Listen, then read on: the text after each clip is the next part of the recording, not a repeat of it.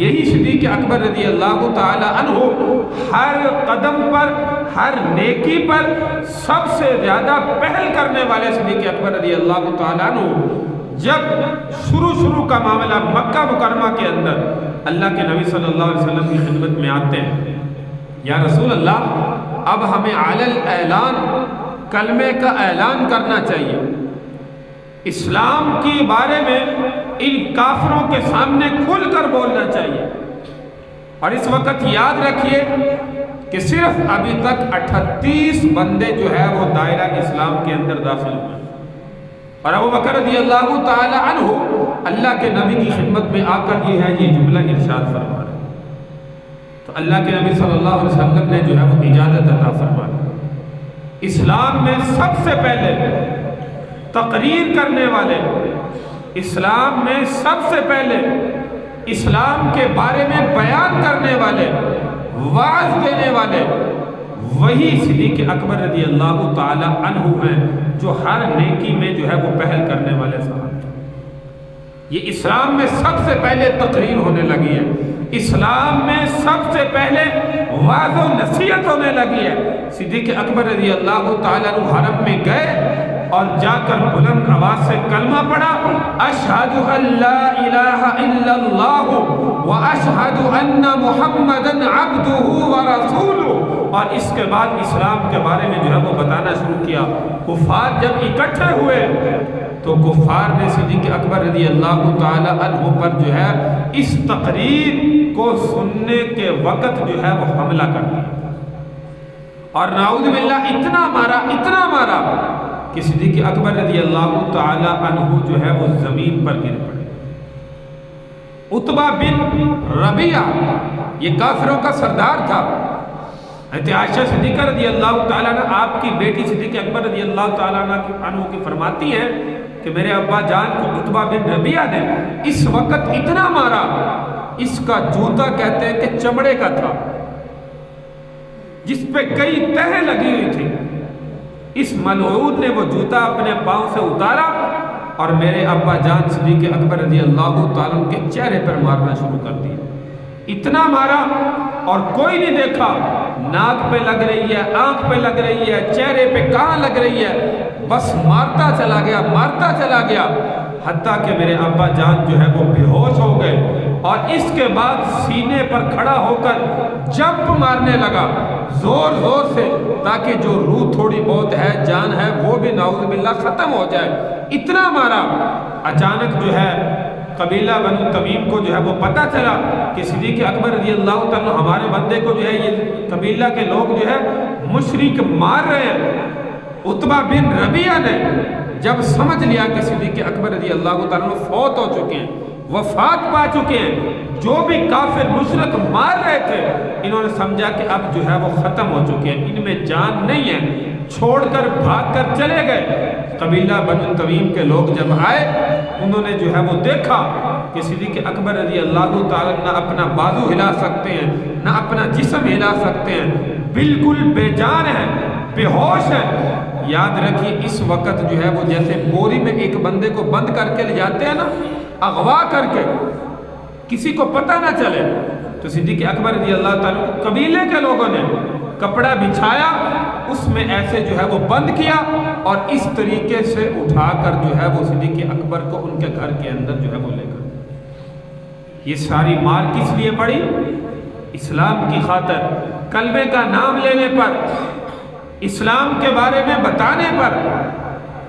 یہ اسلام کی سب سے پہلی تقریر تھی جو صدیق اکبر رضی اللہ تعالیٰ نے کافروں کے ہجوم میں کی، کفار کے مجمع میں کی، اور کفار نے اس کے مقابلے میں جو ہے یہ حال صدیق اکبر رضی اللہ تعالیٰ نے۔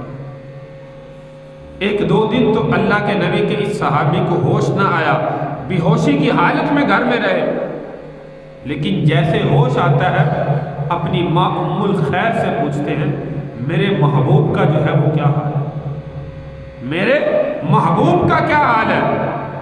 یہ ہے میرے بھائی وفا کے راستے، یہ ہے عشق و جنون جو انسان کسی سے بے حد کرتا ہے، اپنی جان سے بھی زیادہ جب محبت کرتا ہے، تو یہ محبت صدیق اکبر رضی اللہ تعالی عنہ کی جو اللہ کے نبی کے ساتھ جو ہے وہ اپنی جان سے بڑھ کر تھی۔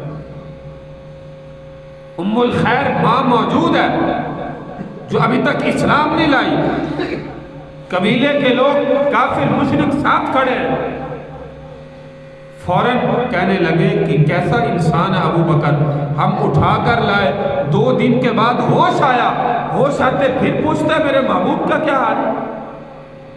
ماں نے بھی کہا بیٹا کچھ کھا تو لو، کچھ دودھ پیو، کچھ پانی پیو، کچھ کھانا کھاؤ، اس کے بعد تھوڑی سی ہوش آنے دو پھر جا کر پوچھ لینا۔ صدیق اکبر کہنے لگے نہیں مجھے بتاؤ میرے محبوب کا کیا حال ہے، ابھی تک پانی کا ایک قطرہ بھی اپنے منہ کے اندر نہیں لے کر گئے۔ ہوش آتے ہی فوراً یہ سوال کیا کہ میرے محبوب کا کیا حال ہے؟ تو ماں نے کہا کہ بیٹا مجھے معلوم نہیں ہے، کہا پتہ کرو۔ ماں ام الخیر ام جمیل کی خدمت میں گئی۔ ام جمیل سیدنا عمر بن خطاب رضی اللہ تعالیٰ عنہ کی ہمشیرہ، ان کی خدمت میں گئی۔ وہ ابھی اسلام لا چکی تھی، انہوں نے بھی اسلام کو چھپایا ہوا تھا، تو جا کر پوچھا کہ اللہ کے محبوب صلی اللہ علیہ وسلم کی طبیعت، کہنے لگی پہلے بتاؤ ابو بکر کا کیا حال ہے، ہم نے تو سمجھا کہ وہ فوت ہو گئے، مکہ میں تو یہ خبر عام ہو چکی ہے کہ ابو بکر کو مشرکوں کافروں نے اتنا مارا کہ وہ وفات پا چکے ہیں، جان سے ختم ہو گئے۔ ام الخیر نے کہا نہیں اللہ خیر کرے، ابھی جو ہے وہ کچھ صحت بحال ہوئی ہے، ابھی ہوش آئی ہے۔ تو کہا کہ اللہ کے نبی کا کیا حال ہے؟ فرمایا مجھے تو نہیں پتا۔ کہا چلو میں تیمارداری ابو بکر کی کرتی ہوں۔ تو ام جمیل سیدنا عمر فاروق رضی اللہ تعالیٰ کی ہمشیرہ، یہ ام الخیر ابو بکر صدیق رضی اللہ تعالیٰ کی والدہ کے ساتھ تیمارداری کی غرض سے بہانے کے ساتھ حضرت ابو بکر صدیق رضی اللہ تعالیٰ کے گھر میں تشریف لائی۔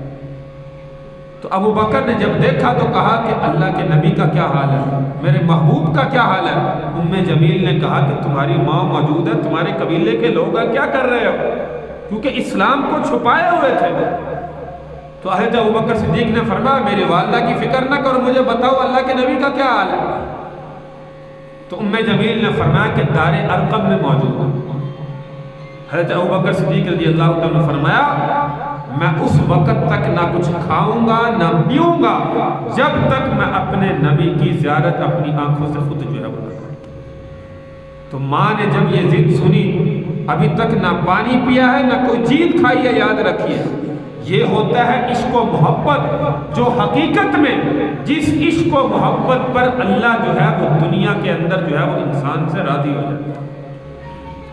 ام جمیل ام الخیر دونوں کے سہارے سے صدیق اکبر رضی اللہ تعالیٰ خود چل نہیں سکتے، سارا جسم خون سے لہو لہان ہے اور زخم جسم پہ موجود ہے۔ دونوں کے سہارے سے رات کو چل کے گئے دار ارقم میں۔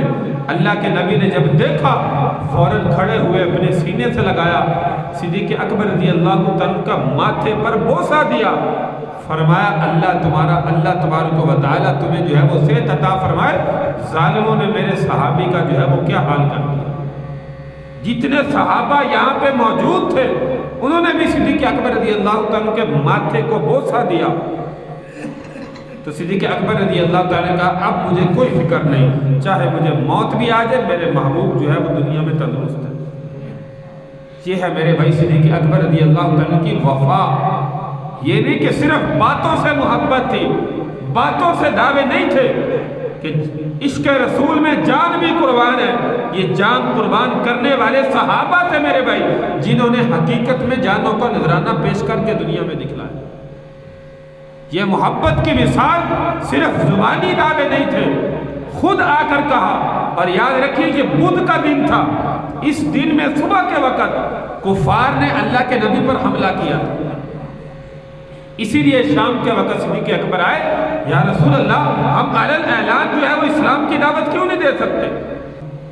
اور صبح کو جمعرات تھی، جب یہ حالت صدیق اکبر رضی اللہ تعالیٰ عنہ کی دیکھی تو یاد رکھیے کہ رات کو پھر اللہ کے نبی نے دعا فرمائی، یا اللہ عمر بن خطاب یا عمر بن حشام ان دونوں میں سے اسلام کو جو ہے وہ قوت عطا فرما۔